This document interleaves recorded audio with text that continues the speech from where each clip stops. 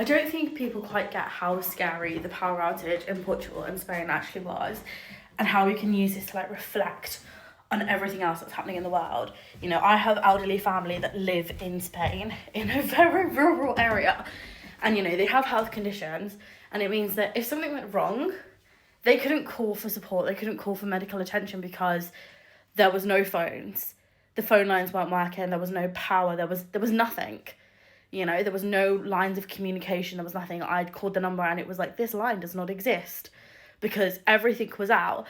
And, you know, there was that fear and that intense worry. But alhamdulillah, you know, the power's getting back on now, things are getting back on track.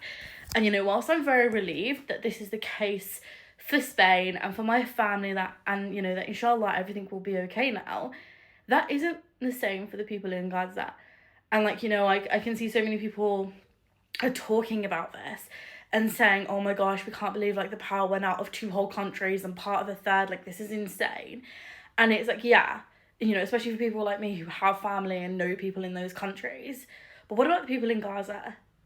Like, they have had this for how long now? Like, they're at the point where, like, at least my family had access to water and to food and shelter and relative, like, safety. Whereas, like, the people in Gaza don't have access to that.